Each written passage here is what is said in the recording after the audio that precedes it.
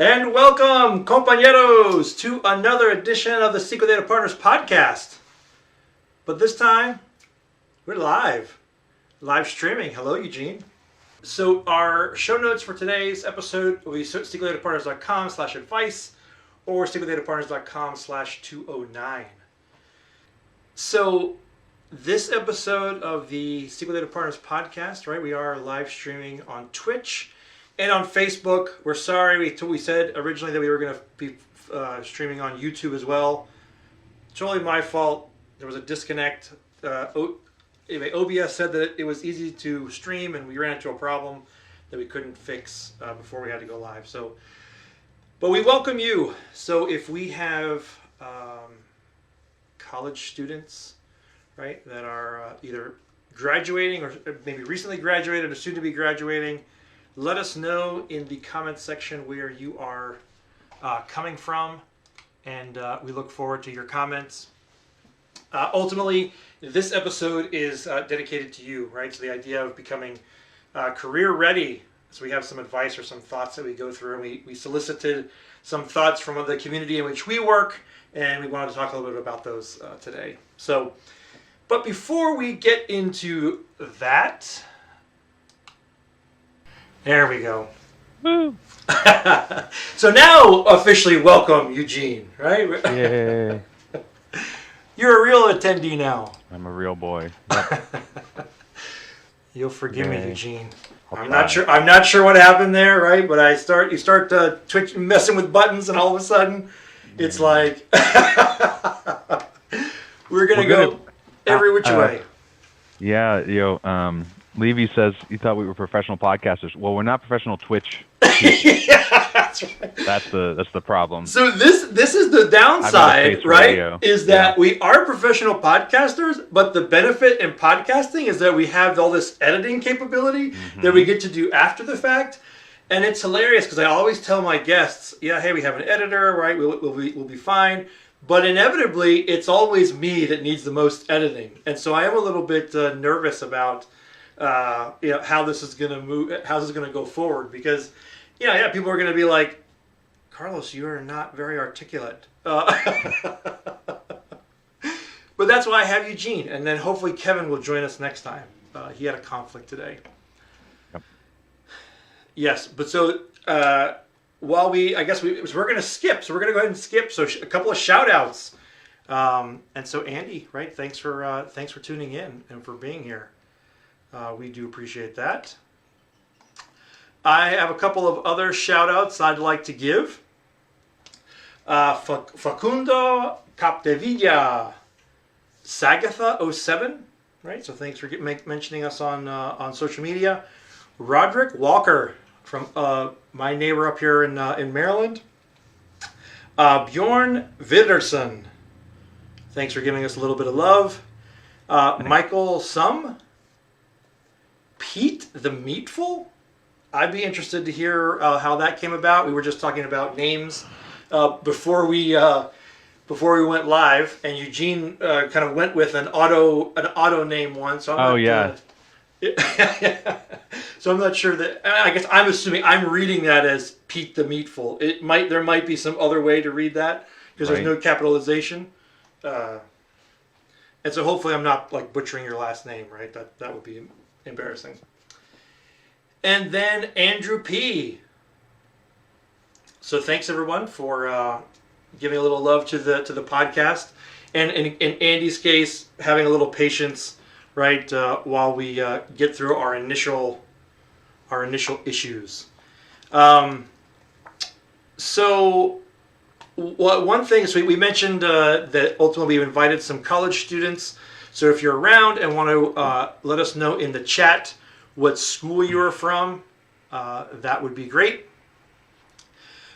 We are also going to be doing a giveaway today, so of a book that I wrote a couple years ago called Zero to SQL. So you think, think select star. So ultimately, this is for kind of a refresher, or if you haven't been doing too much in the database realm, you can do that. And Andy, if you're happy, we're happy, right? So that's all there is to it. Okay, so let's see. I'm going to push that giveaway button. I am not sure how that's going to work on Facebook. So if you're following us on Facebook and want to get into the chat, you can just do a exclamation point book giveaway, and that will get you into the giveaway. Right? So we'll figure that out at a later time. Okay. So let's see. I think that is most of the pieces.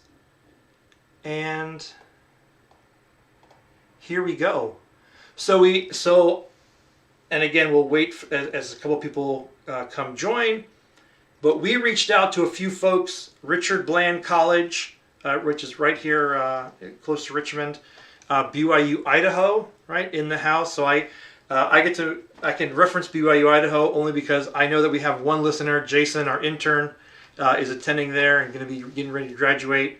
And so all my comments may or may not be through the lens of thinking about him. So, no, just kidding. We've enjoyed having Jason. The University of Richmond, School of Continuing Studies, and then ECPI, right? So if any of you are here, welcome. So Eugene, one of the things that these students are looking forward to is, well, so now they so getting into the real world, right? So they've graduated high school. And they're like, congratulations, right? You get the cap and you get to walk down the aisle, and then you go to college and you're like, hey, I'm going to get educated, and hey, there we go. We have a shout out to RBC. RBC.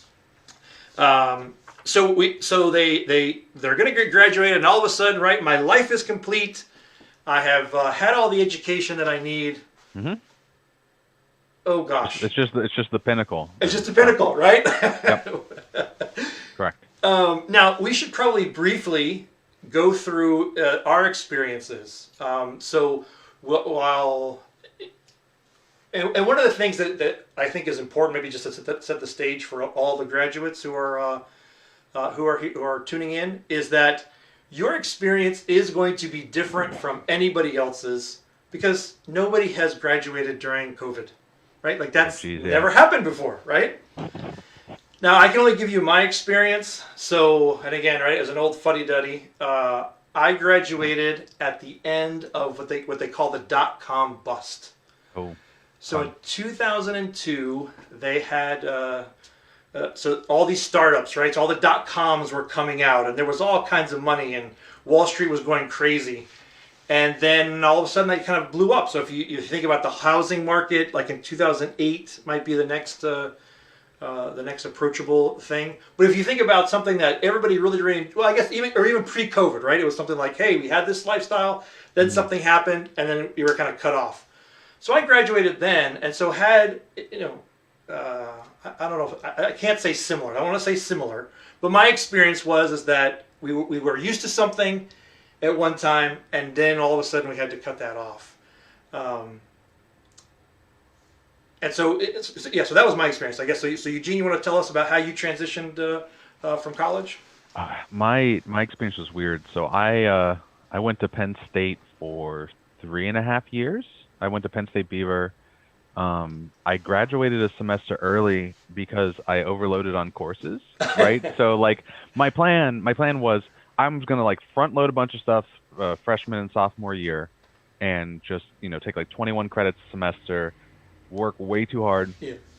And then senior year, just glide on by like 12 credits a semester. But the thing was, I did the math like near the end of junior year, and it's like, well, if I just take these 6 courses, 4 of which are 400 level, I can graduate a semester early. And I did, and it was too much, and my GPA dropped a few points, right? But it worked out fine. So I graduated in December, and I was originally planning on going to get my PhD. I was going to become a professor. That really resonated with me. And then just life intervened, and it made state penitentiary. That's funny. Well, I went to Penn State Beaver, so I lived at home, which was nice because I saved a bunch of money that way. But I was planning to be a professor, and then life intervened, and it's funny. I had taken an elective. You had to take I think it was like an emerging technology elective or something. But I ended up taking a business intelligence course from someone who led the BI department for Bayer Material Science, and so I ended up getting a job with him after that. I was fired 8 months later because I was bad at my job. Because the thing was, like, I don't know, I wasn't a good fit for what they were looking for, and I didn't have any business experience, right? And so it wasn't a good fit. I was too green. And then I spent 3 months looking for a job, and I had applied at like 30 different postings, 17 different companies. I had a Google sheet, still do, of all the places I applied. The thing was, what I didn't realize at the time that I've learned now is that nobody hires at the end of the year because they're waiting for budgets to roll over. No one wants to start a new project in November. Nobody wants to hire anybody in November, right? Like we run into that with consulting. Sure. But then I ended up finding a job right at the beginning of the next year and stayed there for like 7 years and then went independent. So my initial job, good. So that gives us a brief overview of our experience. So listeners, if you have questions or feel free. So if you're students, right, and you have thoughts that you want us to opine about, please leave those in the comments, right? We'd like this to be as interactive as possible. We have a couple of thoughts that we can go through, but ultimately, right, we'd like to make this approachable to you all. So, so it's curious that, so you said 3 months that you were looking for that, for that job. Yeah. So I had a similar experience. So so my wife is actually from the West Coast. So I got married while I was in college.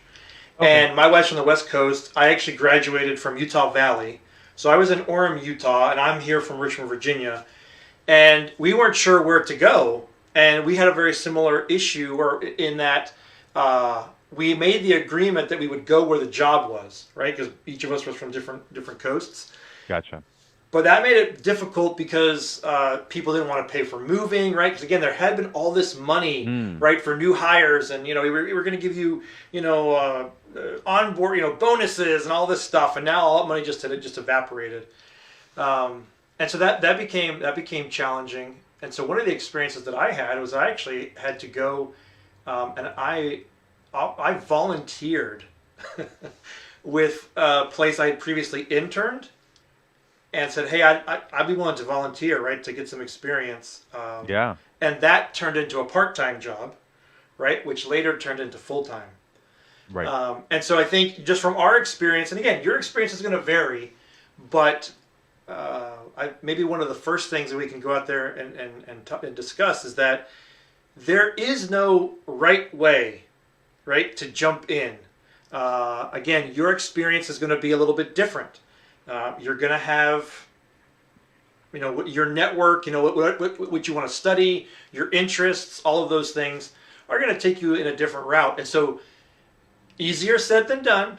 I get it, right? But don't get too down on yourself, right? When you're a month out, right? Yeah. Even 2 months out from graduation and you haven't, landed at Facebook. As an example, right? Well, I mean, so in my experience, both as having been a manager very briefly and working with a staffing firm and getting a job myself, is that first job is the hardest part. That first year of experience is the hardest part. And so it's easy to get discouraged because a lot of companies don't always want to take a risk on people. And in our field, actual experience is highly valued. That's one of the things I appreciate about Penn State is they forced you to do an internship as part of graduating. You had to do an internship. And so if you can make it past that first year, if you can make it past entry-level help desk or whatever, then it becomes so much easier. It's a really weird field, honestly, because like there's this huge chasm between entry-level and your first 2 years of experience. And then once you make it to like 3 or 5 years of experience, you're considered senior for the rest of your life. Yeah. It's bizarre. Yeah, but the opportunities are much more available, right? And I remember having that same issue. Is that from a jobs perspective? If you had 5 years of experience, right, no problem. But getting to that point was a little more challenging. Yep. Now, so one of the thoughts I guess that we could hone in on, and I had another slide, or I have another transition that I wanted to use, but now I am once bitten, twice shy. That all my audio and stuff won't You're gonna transfer. make me disappear, yeah. Yeah. So you'll forgive me that I won't be able to show and tell this as like I'd hoped. Right, but when you think about getting a job, right? The number one piece of advice I could give is to be as specific as possible. Right? Because if you go to somebody and be like, "Hey, I need a job," well, is it McDonald's hiring? Right? Like, I mean, UPS has a lot more openings recently. I mean, you could go deliver for Amazon, right? I mean, like, there are jobs available, right? And I would imagine that most of the folks listening here are going to be like, well, that's not quite what I had in mind. Sure. Right? So then you are not, quote unquote, looking for a job, right? You are looking for something a little bit more specific. And this then is, again, it's so hard, and it is, there's no easy button for this. It's a bit of a slog, right? And again, I think we all have to go through it. So buckle up, right? Try not to get discouraged, but do the best you can. And I guess a couple of the thoughts there in terms of how to help you narrow that down is can you figure out almost even not even necessarily what type of work you want to do, because like I wanted to, like, coming out of college, I thought I was going to be a Cisco engineer, right? I had interned with Cisco. I was going to working on my CCNA, and I thought I was going to do routers and switches, right, for the rest of my career. I also took 2 database courses in college. I hated both of them, and now that's how I make my living. Right? So the path, or what you think you want to do, just obviously, you've put time and energy into learning things. That's important, but be flexible, and it might be more important to know, okay, well, what sector do I want to work in? Right? So one of the things that I always tell people is, if you can, again, get as specific as possible and say, well, you know what? I really like working in healthcare, right? I have had, that internship I have done. I worked in a wine distribution facility, right? And I know about this business. If you can then go to somebody and be like, hey, do you know anybody in the and again, in the X industry, right? In the social media industry, or in the, whatever it is that you think you are interested in, maybe government, right? I want to work for government. I want to work for nonprofits, or whatever that is. Do you know someone in that space that I could then talk to? It makes it much easier for the person you are approaching to then say, oh, well, I can help you make that introduction. Right? You walk to them and you're like, I need a job. And you're like, that's harder. Like, I have to think a lot about that.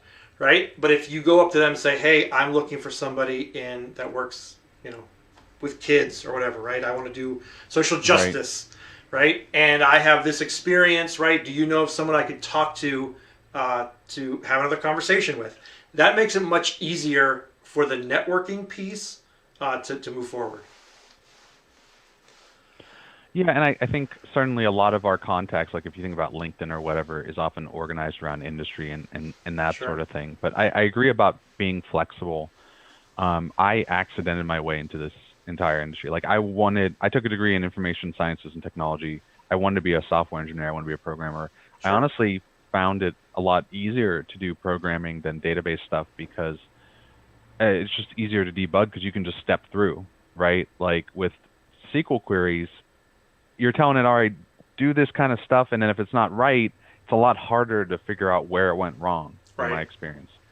But it just ended up that I had that first job was in the BI department. The next job said .NET, but it was like 10% .NET and 90% SQL, and suddenly I was their DBA in their BI department, like a year out of college. And so it's amazing how the path you end up is not the one that you intend. But again, I think if you can start building that network, making connections, and whether that's, through current peers or when COVID's all over, user groups are a great way to like get your foot in the door and get to know people and make those connections.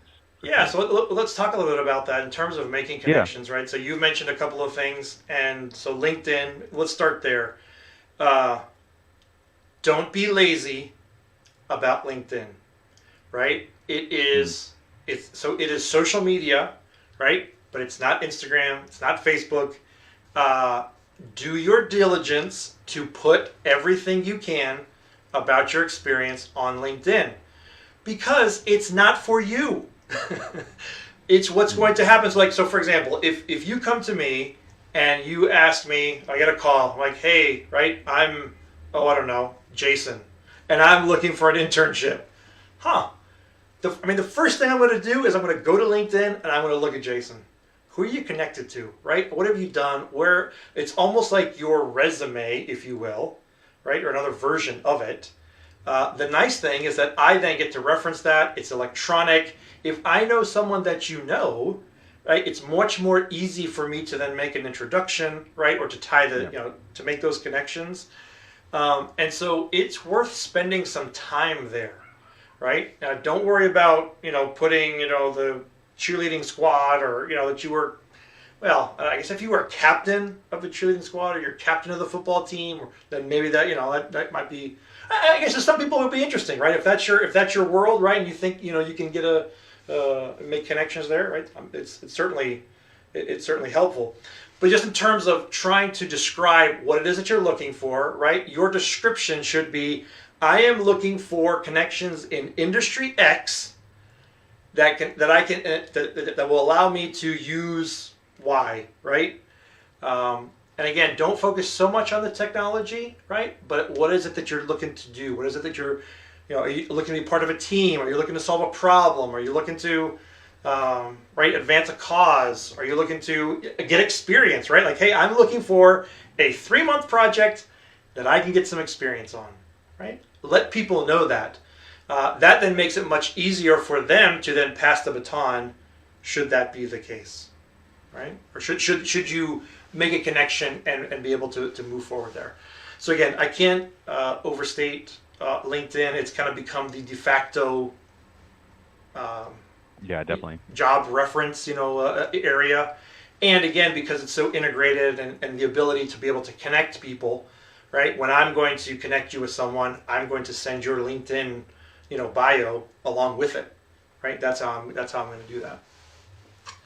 But there is another option, so you might say, well, hey, I don't know that many people, or I don't have that many connections. So a reminder is to start where you are, right? Who can you get connected to? Your teachers? Can you get connected to people in the career, center? So, Eugene, you mentioned your internship, right? If you do Yeah. something for someone, when you go and meet someone, you're at a career fair, right? You meet somebody, connect with them on LinkedIn, right? That then, again, gives them additional visibility. It's way better and way easier, right, than handing them a resume, because they have to hold on to that. They have to find it. They have to sort it. You connect with them on LinkedIn, it then makes it, you become much more approachable, right, and rememberable. But there is another option, and you've already mentioned user groups. Again, those are a little more challenging now because we're all virtual, so that is Right. that's an issue. A little bit harder, yeah. A for little sure. bit harder, right? So another option is to work with recruiters.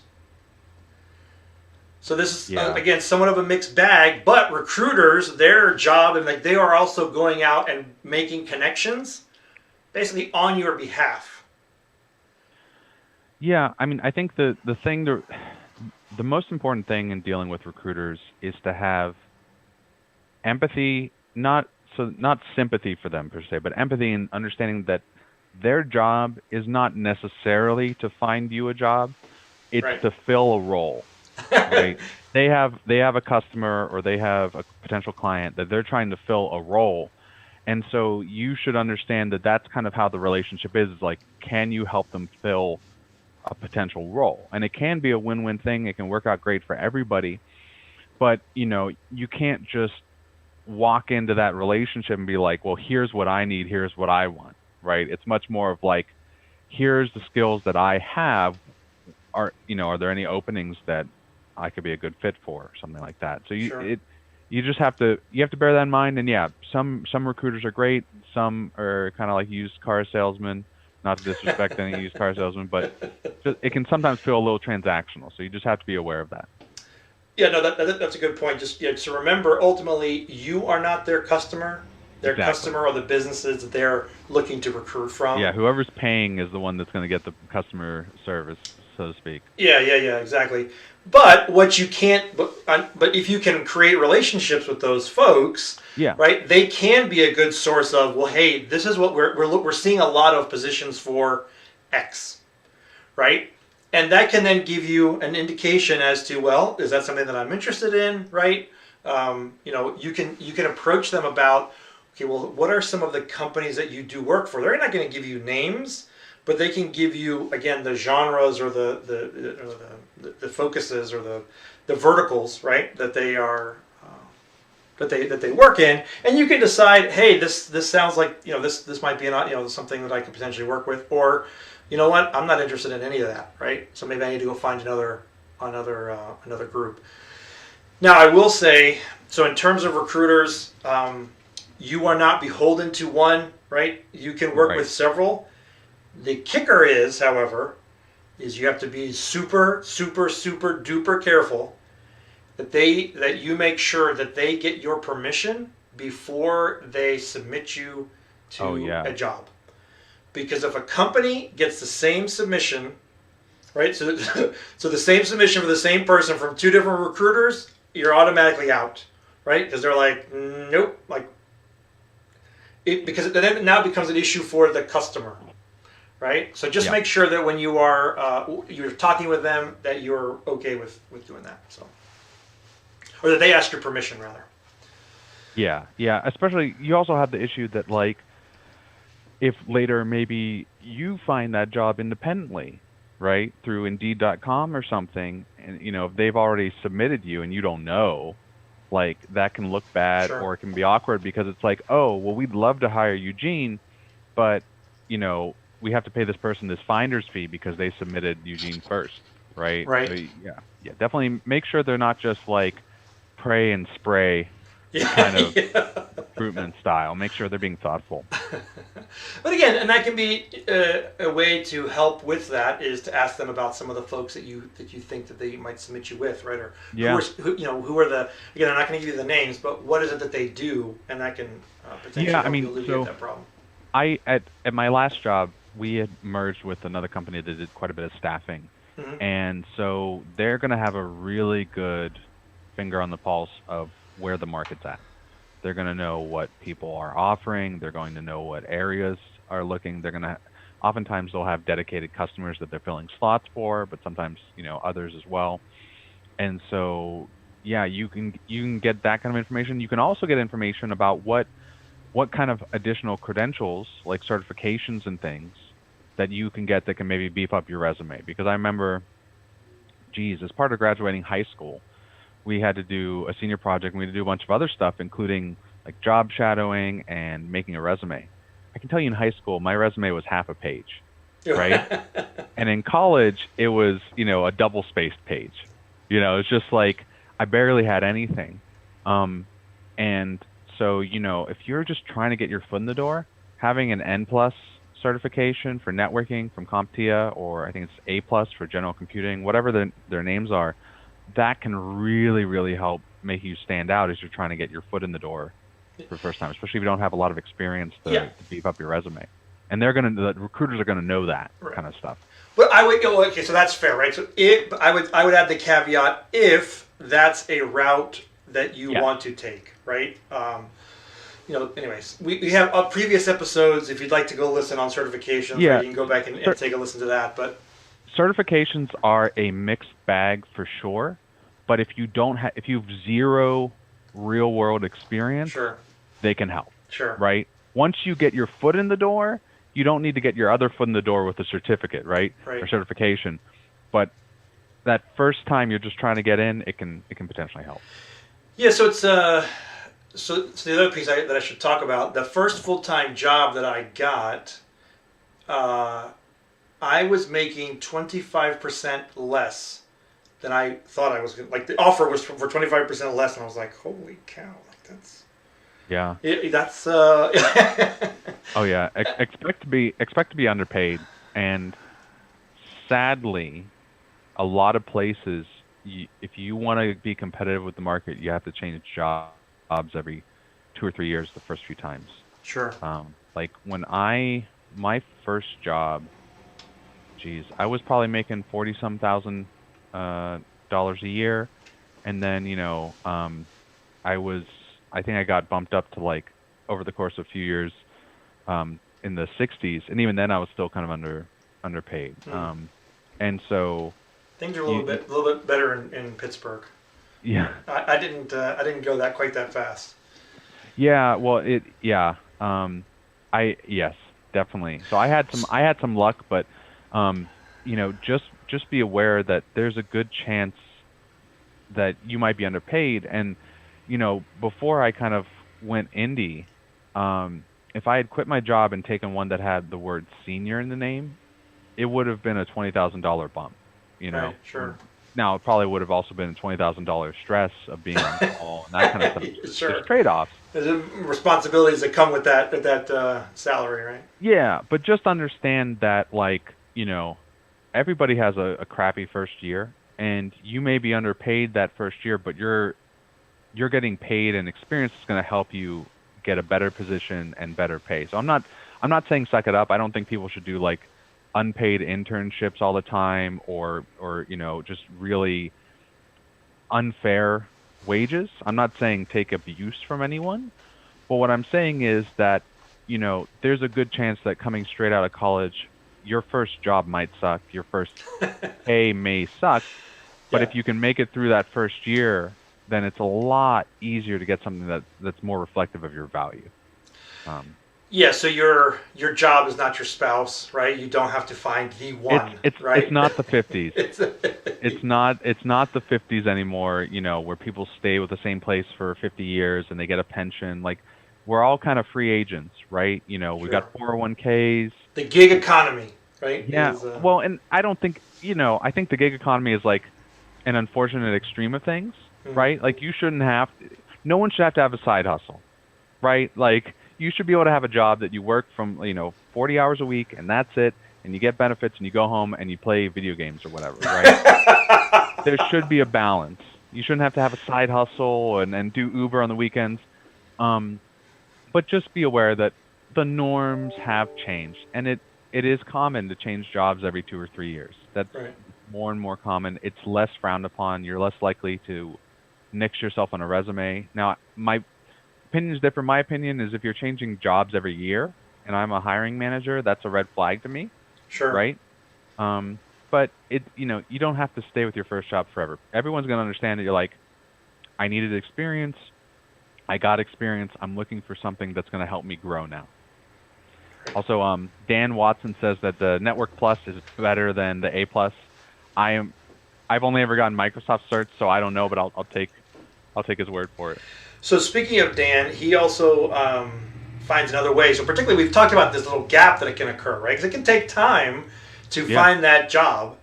And so what can you do to fill that time? And I can assure you that it looks way better to have some kind of accomplishment, if you will, during that time than just to be like, well, I graduated 3 months ago and I'm still kind of waiting for my job.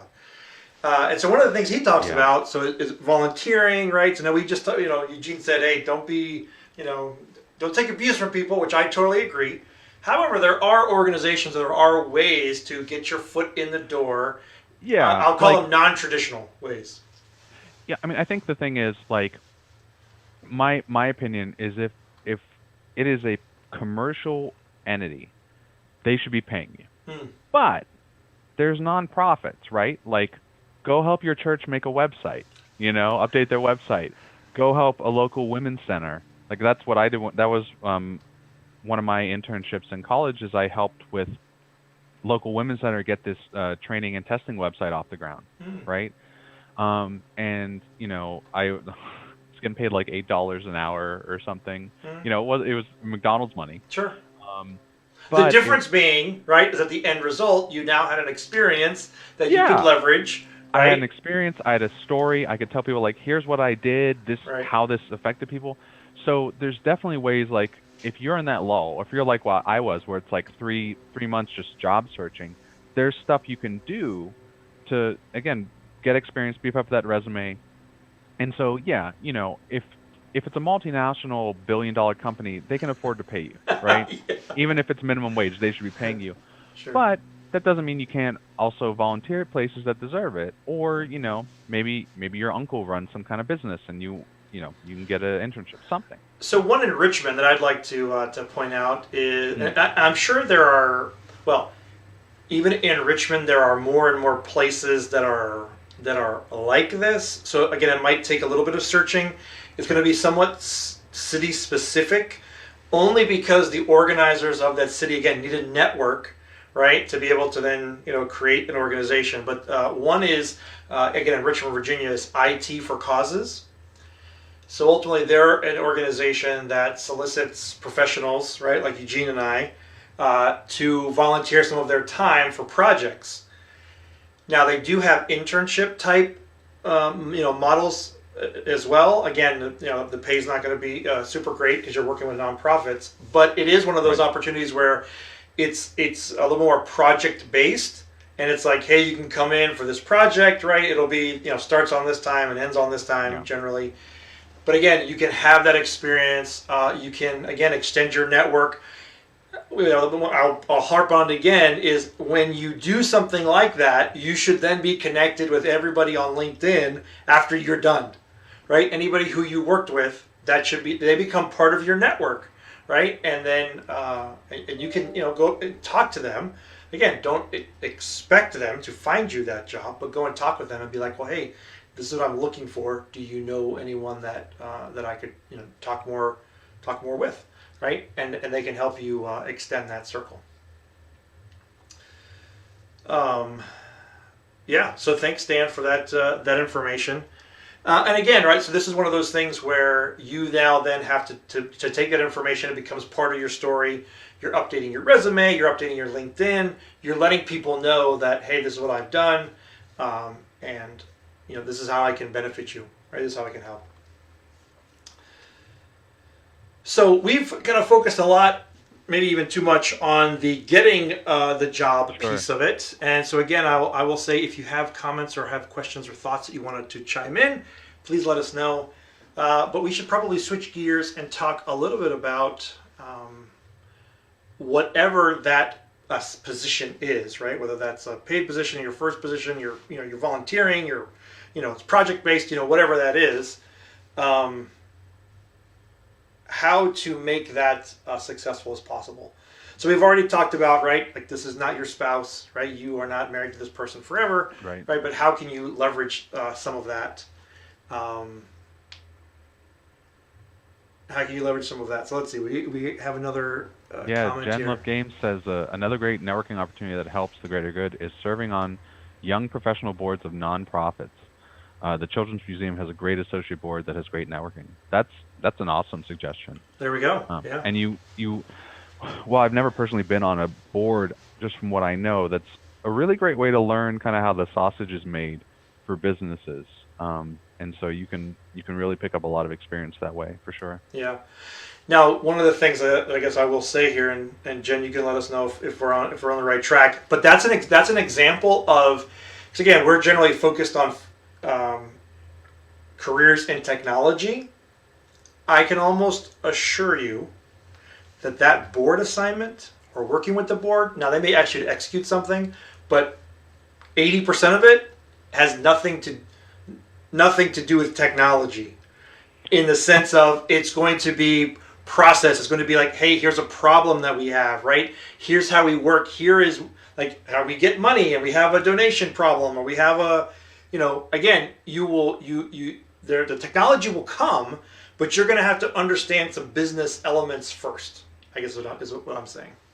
I will mostly agree with that. I will say that the Women's Center that I done work for, the CEO tried to get me to join the board, in part because I was a different demographic, and I would have been able to leverage technology to try and draw in more funding and that kind of stuff, right? Just in the fact that it was a women's center, so the board's members were traditionally female a lot of the time, but not always.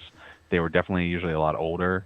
And so if I had taken her up on that, it would have been very interesting because I would have been a 20-something Sure. trying to draw more people in and help support the organization. So I agree with you. It's a lot more focused on process in the business. But I think there's still a lot of unique value you can bring as someone who's more digital native, as they might say. Right. Which I think leads us to another point in that when you get in there, into the job, and again, you want to be coding, right? You want to be, right? You've learned how to do Java, right? Whatever. You're like, oh, my job is going to be about Java. Right. I think if you take that, and Dan chips in that there's a lot of areas that relate to technology that you can potentially help. Yeah, Sure. as long as you're not like laser focused, then 100%. I think the social marketing stuff is a great example. I'm still friends with a journalism professor that I took. What did I take? It was like an honors film theory course, and he's married to the CEO of the women's center that I helped with. And I've gone back twice to present at his class on designing for the web and marketing and that kind of stuff to talk about Google Analytics. Sure. And how I use that for my business. So I agree with Dan and Jen in just that, be prepared that there's going to be a lot of business and process. And just because you've majored in Java or you majored in this one thing that you think defines you, that's probably not going to come up. Right. There's a whole plethora of things that relate to technology or tech adjacent that Sure. you can still add value and grow your skills. Because you know what, like, understanding how the web works and Google Analytics, even if you want to be like a programmer, that's still a big deal. So, good suggestions, folks. I appreciate them. Yeah. Well, the other thing that you're going to find out is that, really quickly, right? So you have had, generally speaking, right now, this is my limited view. Again, your experience could be different. Sure. But in college, things are kind of designed for you, right? The world is, kind of wrapped up in this little project or this little, nicely integrated, well thought out, hopefully, process that your professor has put together. The real world is not like that. Yeah. No, I learned that the hard way at my second job, the last one, because I wanted to get a certification in like some Microsoft technology. I wanted the company to pay for it. And I listed a bunch of reasons, and one of them I listed was that it'd be good for my resume. And my boss just laughed at me because, he understood, but it was just funny because it's like, I'm practically being like, hey, I need you to help me get a different job. It's like, why does he care that it's good for my resume, right? And I come back to empathy is so important. You have to understand what are the stakes and goals of the people that either you're working for or with, or what have you. And if you can understand where they're coming from, you can still find ways where your interests align. And Sure. you can really take advantage of that. Yeah. A thought that I have, and unfortunately I don't have the episode number, Sure. and maybe Amanda can help me in the chat here. But I'm thinking about standards, right? So practice, standards that we have. And again, you come out of your college, right? You're like, hey, this is the way the world should be, and my code should look like Sure. this, and and then you get into an environment, you're like, all y'all are crazy because you don't do it like I do it, right? Yeah. And what you're lacking there is just a little bit of experience, and the legacy code, right, is real. Yeah. And and I'd be willing to venture that that's not something that college courses focus on. No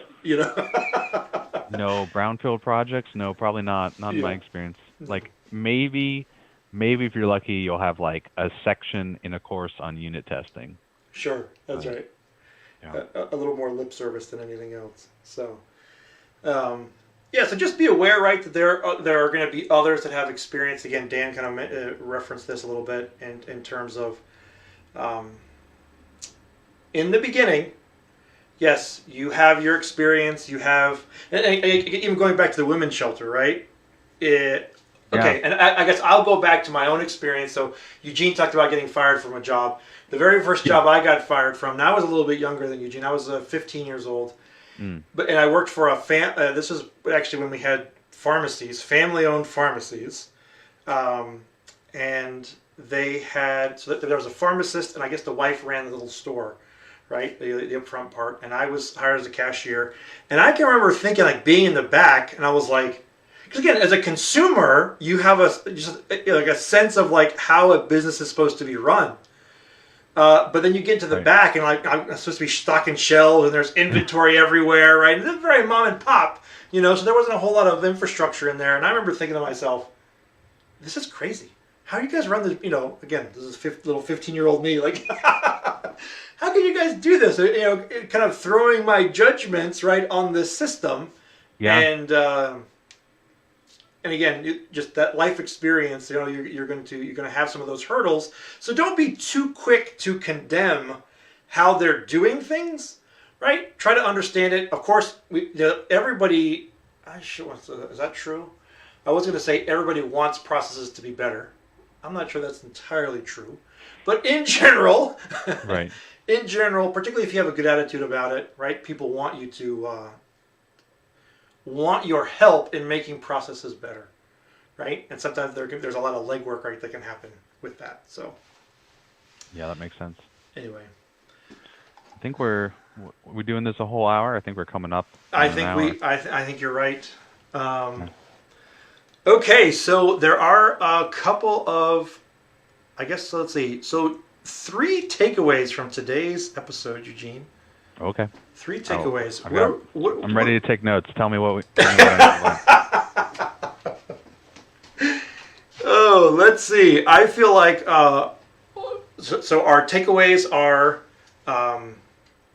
your first position. There's gonna be various ways that you get to your first position. Yeah. Right. Is number 1. Yeah. Number 2, right? Your first position may not be your dream position. Yeah. Right? And then when you get in there, don't... one thing I think we didn't necessarily harp on, but we kind of mentioned it, or I guess I've danced around it, but the idea of absorbing some of the things that you learn, or continue to absorb things that you get in there, right? Don't take all of your knowledge and assume that you should impose it on everybody else. But part of that idea is that you will continue to learn. You will continue to learn. There'll be things that you don't know, and just because you have that degree, the real learning is just beginning, if you will, right? And I think particularly for those of us in IT, that's just the way it's going to be, right? You are going to have to continue to learn, and to stay relevant, right? Because if you're not relevant, then the AI will take your job.